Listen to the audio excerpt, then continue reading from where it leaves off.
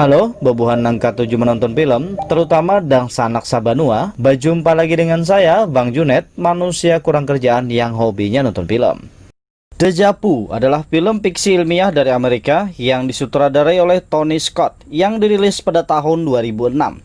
Film ini melibatkan seorang agen ATF yang melakukan perjalanan kembali ke masa lalu dalam upaya untuk mencegah serangan teroris domestik yang akan membunuh 500 nyawa, juga untuk menyelamatkan wanita yang dicintainya. Penasaran dengan alur ceritanya?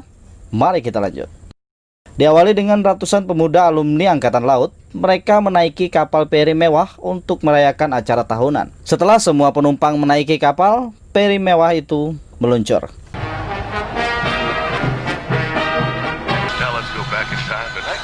Tiba-tiba salah satu mobil di dek kapal membunyikan radio. Petugas parkir lalu mengecek mobil tersebut.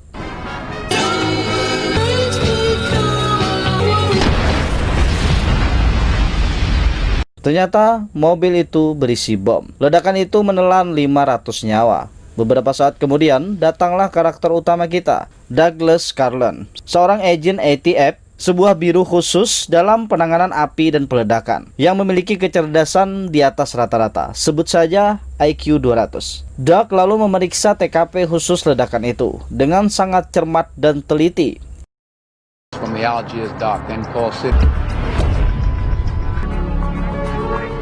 Hingga kemudian datanglah seorang agen FBI bernama Paul. Dia mendatangi Doug yang ada di bawah jembatan. Mereka pun berkenalan. Lanjut, Doug menemukan keganjilan di bawah jembatan itu. Terdapat percikan bahan kimia yang biasa digunakan untuk membuat bom. Itu menguatkan dugaannya kalau kapal peri itu meledak karena bom yang sengaja dilakukan oleh seseorang, bukan kecelakaan. Setelah kembali ke kantor ATF, Doug meminta rekannya menunjukkan rekaman CCTV di jembatan.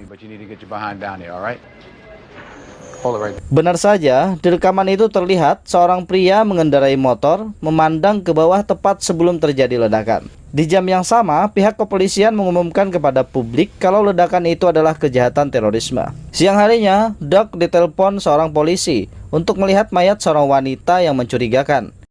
Di ruang autopsi, Doug memeriksa mayat tersebut dan menemukan kalau wanita itu adalah korban penculikan. Sesaat kemudian, rekan kantornya menelpon dan mengatakan tentang identitas mayat wanita itu. Namanya adalah Claire, yang masuk daftar orang hilang sejak pagi.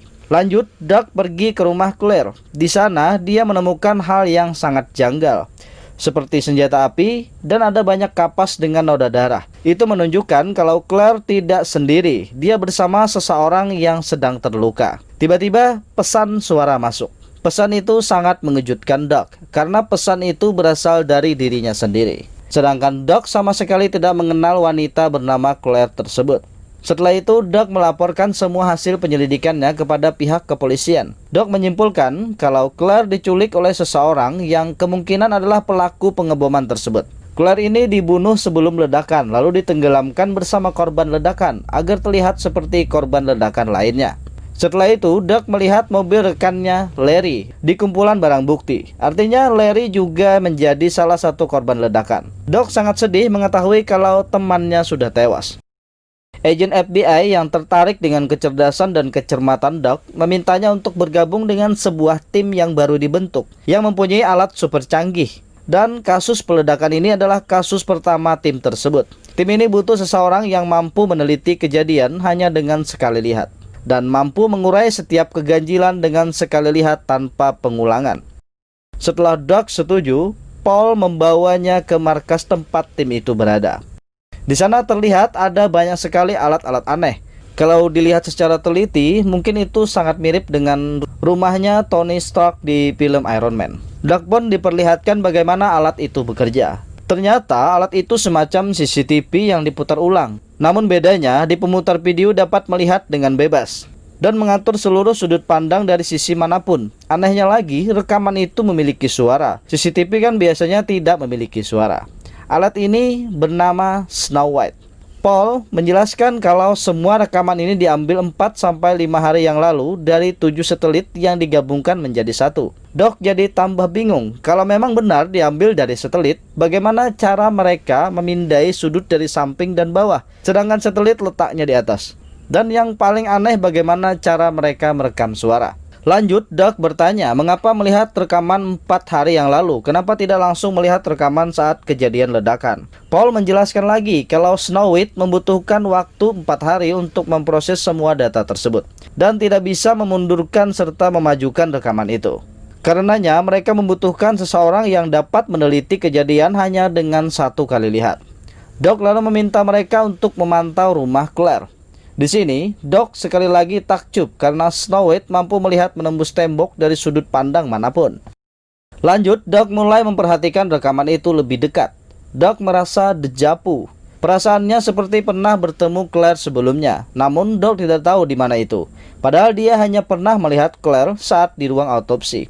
Doc lalu menelpon rekan kerjanya dan meminta mereka melaporkan apa saja yang ditemukan di rumah Claire sebelumnya. Rekannya mengatakan kalau Doc sangat ceroboh karena telah meninggalkan banyak sidik jari di TKP rumah Claire. Doc merasa aneh dengan laporan itu, karena saat di TKP, Doc menggunakan sarung tangan karet, jadi tidak mungkin sidik jarinya tertinggal. Lalu, dari mana sidik jari itu berasal? Semua akan terjawab di akhir video. Sejak saat itu, setiap detiknya Doc meminta kepada tim agar terus mengawasi setiap yang dilakukan Claire. Setelah beberapa saat, terlihat rekaman seperti Claire merasa diawasi oleh seseorang, namun tak ada siapapun di sana. Di sini terlihat Claire menulis sesuatu di buku diary-nya, kalau dia merasa selalu diawasi. Sesaat kemudian, Claire ditelepon seseorang yang tidak dikenal, yang menanyakan tentang mobil yang ingin dijualnya. Di sini Doc mencurigai kalau si pembeli mobil adalah pelaku pengeboman kapal feri. Doc meminta timnya melacak lokasi si pembeli mobil, tapi dia berada di luar jangkauan satelit. Doc lalu meminta melacak si penelpon dengan rekaman CCTV setempat. Doc meminta timnya mencocokkan tas yang dibawa si penelpon dengan tas yang ditemukan setelah ledakan terjadi. Benar saja, tasnya identik. Artinya, penelpon ini adalah pelaku peledakan. Akan tetapi, kalau mereka ingin melihat dengan Snow White, mereka harus menunggu selama 7 jam dari sekarang. Itu karena Snow White tidak bisa diputar ulang atau dipercepat. Saat semua tim sibuk dengan urusan masing-masing, sambil menunggu, Doc yang masih penasaran dengan Snow White, dia mulai iseng. Dia curiga kalau Snow White bukan CCTV. Dia bereksperimen dengan menembakkan laser ke arah layar yang mengawasi Claire. Ternyata, Claire di dalam rekaman video dapat melihat cahaya laser tersebut. Seketika itu juga, semua sistem mati. Salah satu kru mengatakan ada yang masuk ke area Snow White. Doc lalu mengakui kalau dialah yang masuk ke area Snow White dengan mengarahkan laser ke arah layar Snow White. Doc meminta penjelasan pada timnya apa sebenarnya Snow White itu. Dia tidak percaya kalau itu hanya sebuah CCTV. Doc menduga kalau Snow White adalah sejenis mesin yang bisa melihat ke masa lalu, tapi tidak hanya melihat dan mendengar, bahkan bisa berinteraksi dengan mereka di masa lalu. Salah satu anggota tim bernama Dr. Danny menjelaskan kalau mereka tanpa sengaja telah menemukan cara untuk berinteraksi dengan masa lalu dengan teori lubang cacing. Doc tidak terlalu mengerti tentang hal itu. Dia hanya ingin tahu apakah Claire di balik layar itu benar-benar hidup. Dr. Danny menjawab, ya, dia hidup. Lanjut, Doc meminta agar bisa mengirim pesan ke masa lalu, bagaimanapun caranya. Setelah perdebatan sengit, Dr. Danny setuju untuk mengirim secari kertas kepada Doc 4 hari yang lalu dengan biaya $10 juta. Artinya, Doc masa depan akan mengirim pesan kepada Doc masa lalu dengan risiko akan membuat masa depan berubah.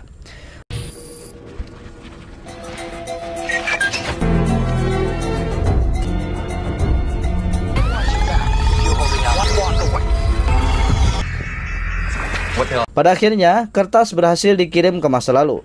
Tapi yang di kantor Doc saat itu adalah Larry. Larry yang membaca pesan itu bergegas pergi, mengikuti petunjuk kertas tersebut. Doc dan timnya terus memantau pergerakan Larry yang menuju pelabuhan lewat Snow White. Di sana juga ada si pelaku.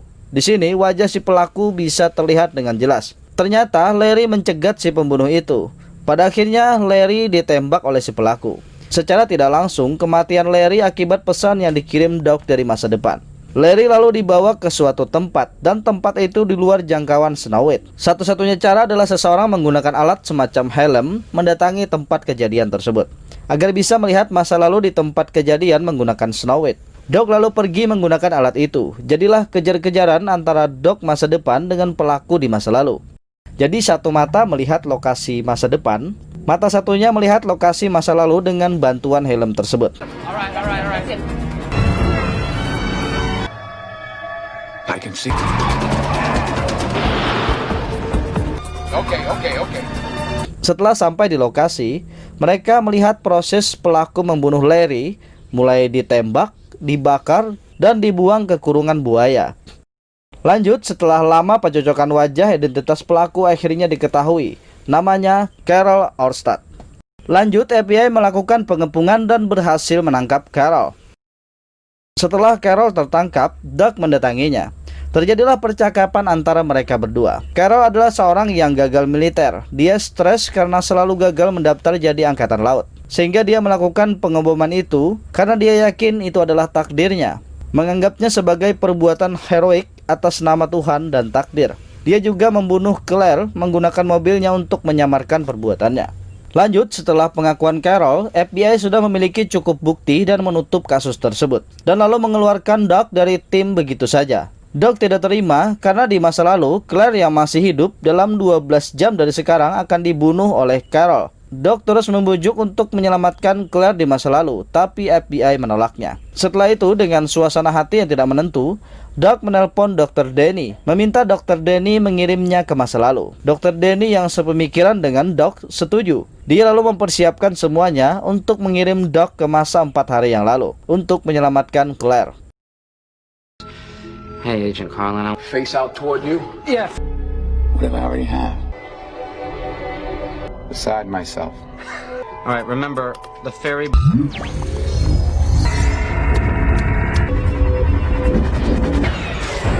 Pengiriman itu berhasil. Doug berada di sebuah rumah sakit dalam keadaan kejang karena efek perjalanan waktu. Doug berhasil diselamatkan oleh dokter. Setelah tersadar, Doug segera pergi meninggalkan rumah sakit itu.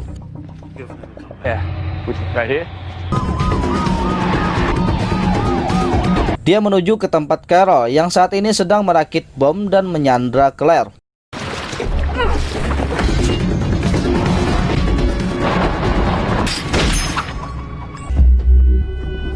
Terjadilah aksi tembak-menembak antara Doug dan Carol. Doug tertembak di bahunya, sedangkan Carol berhasil kabur dengan meledakkan tempat itu. Doug dan Claire berhasil selamat dari ledakan itu. Di perjalanan, Doug menjelaskan pada Claire tentang dirinya yang datang dari masa depan, dan mereka tidak boleh melapor polisi. Jadi hanya Doug satu-satunya yang bisa menghentikan Carol. Sesampainya di rumah Claire, Doug segera mengambil peralatan medis dan membuat pesan untuk dirinya sendiri yang lain agar bisa menyelamatkan Claire. Tiba-tiba, Claire menodongkan senjata ke arah Doug karena dia mengira Doug adalah si penculik. Doug lalu menjelaskan kalau dia adalah agen ATF dan menyuruh Claire menelpon ke kantornya. Claire menelpon ke kantor Doug dan menanyakan identitas Doug. Yes, there is, but he's not. No, he's 6'3". Have him call me back at 8:7. Lanjut, Claire membantu mengobati luka tembak Doug. Jadi sebenarnya, keadaan TKP rumah Claire yang banyak sidik jari serta perban berdarah adalah perbuatan Doug sendiri, tapi berbeda tubuh. Lanjut, mereka pergi ke dermaga untuk menghentikan aksi pengeboman yang akan dilakukan oleh Carol.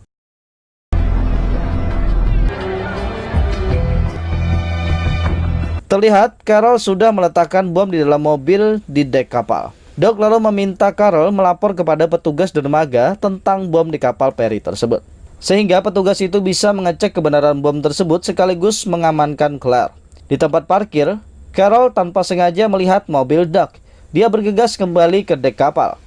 Claire yang melihat Carol kembali segera mengikutinya tanpa menghiraukan peringatan Doug sebelumnya.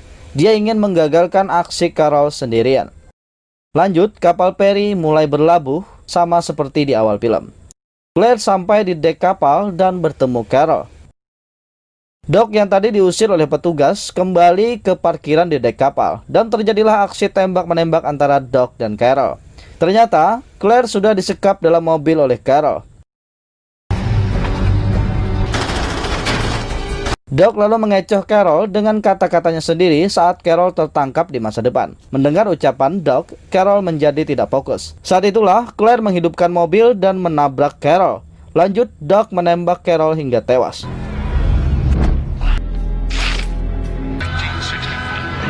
Lanjut, karena dikepung oleh pasukan FBI, Doug dan Claire sepakat menceburkan mobil beserta bom di dalamnya ke dalam air. Di sini, Claire berhasil selamat.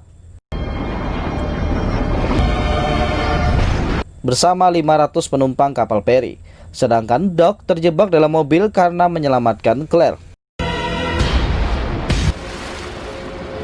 Doc tewas meledak di dalam air. Claire yang sudah menumbuhkan perasaan pada Doc sangat sedih dengan tewasnya Doc.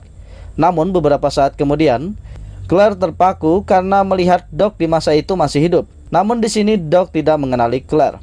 Akan tetapi, Doc yang masih hidup itu membuat Claire sangat bahagia. Penasaran dengan apa yang akan terjadi antara Claire dan Doc selanjutnya? Tentu saja, Claire berusaha mendapatkan hati Doc kembali, dan mereka akhirnya hidup bersama. Lalu siapa Doc yang tewas di ledakan bom?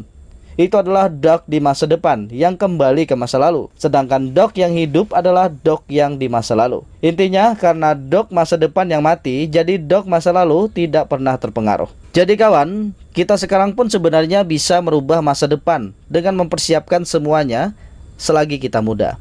Jangan habiskan masa muda kalian dengan bersenang-senang. Habiskan lebih banyak waktu muda kalian untuk memulai persiapan dan belajar lebih giat. Karena ketika kamu bersiap di saat kamu sudah tua, kamu berhasil pun sudah terlambat untuk menikmatinya. Karena liang kuburlah tempatmu selanjutnya.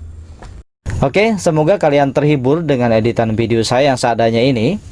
Saya Bang Junid undur diri dan sampai ketemu lagi di video selanjutnya. Subscribe apa channelnya? Apa kena? Baru bigi barang masuk dah. Like and share and subscribe.